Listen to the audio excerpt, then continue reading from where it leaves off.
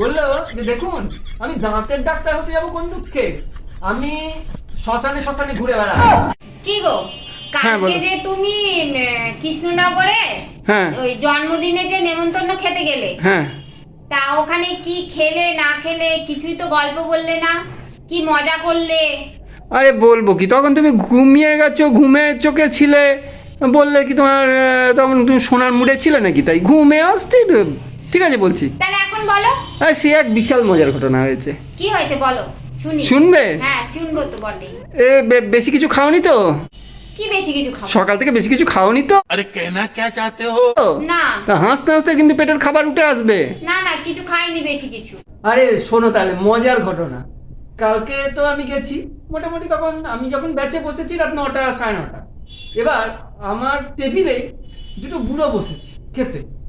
হ্যাঁ, তো এবার একজনের বেশ বয়স হয়েছে আর একজনের একটু কম বয়সী, মানে সেও বুড়ো একটু কম বয়সী। তো তার মধ্যে যেটা বেশি বয়স হয়েছে তার আবার দেখলাম দাঁত ফোকলা, খেতে বসেছে।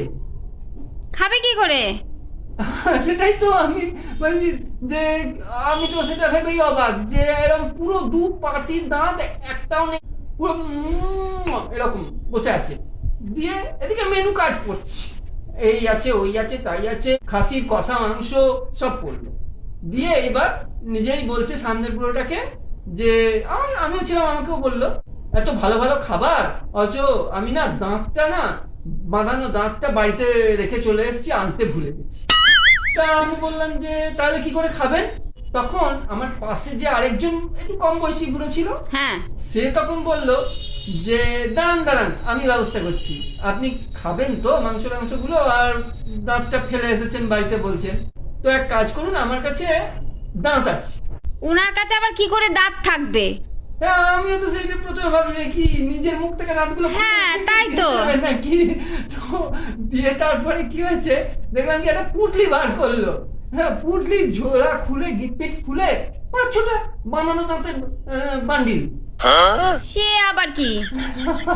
আমি তো তখন দেখে অবাক, ওদিকে তখন মানে শুরু করবো ক্যাটারাররা। দিয়ে তারপরে বললো দেখুন তো কোনটা আপনার মুখে সেট হয়। তো ভদ্রলোক তো খুব খুশি, ওই বুড়োটা সে এটা ওটা দেখতে দেখতে একটা সাইড দাঁত ওর পুরো মুখে ফিট হয়ে গেল। বলছে বাহ এটা খুব সুন্দর, আমার মুখে ফিট হয়েছে, আমি খেতে পারবো। হ্যাঁ, তো এবার যথারীতি ইয়ের আইটেমগুলো আসছে, গপ গপ করে খেয়ে যাচ্ছে, কোনো সমস্যা নেই। করতে করতে মাংস এলো, খাসির মাংসের হাড় পর্যন্ত চিপিয়ে ধুলো করে দিল ওই বাঁধানো দাঁত দিয়ে বুড়ো। হ্যাঁ হ্যাঁ গো, আরো শোনো অবাক হওয়ার বাকি আছে, নাহলে বলছি কি। সমস্ত খাওয়াটা হলো, চাটনি পড়ে গেছে, পাঁপড় পড়ে গেছে, মিষ্টি আসবে, সবাই অপেক্ষা করছে।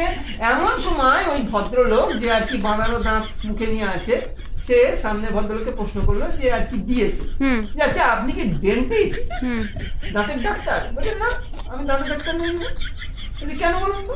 বলছে তাহলে আপনি এতগুলো দাঁত সঙ্গে নিয়ে ঘোরেন কেন? তাহলে ও কি উত্তর দিলেন উনি? কি বললো জানো?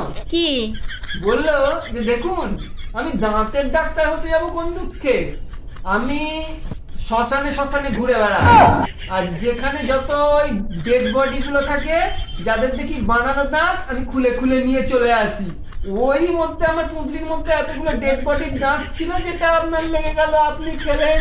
কি মা এ কি? আরে ভদ্রলোক সে ওইখানে বমি করে যাচ্ছে, তাই কাণ্ড। আমি তো কোনো রকমে আর খেতে পারিনি, উঠে পালিয়ে এলাম সোজা। কি কাণ্ড, সারা রাস্তা হাসতে হাসতে আমার মানে শেষ। ছি ছি ছি এ বাবা কি কাণ্ড! এরকম কোনো বুড়োর পাশে বসবো না বিয়ে বাড়িতে খেতে গেলে। ছি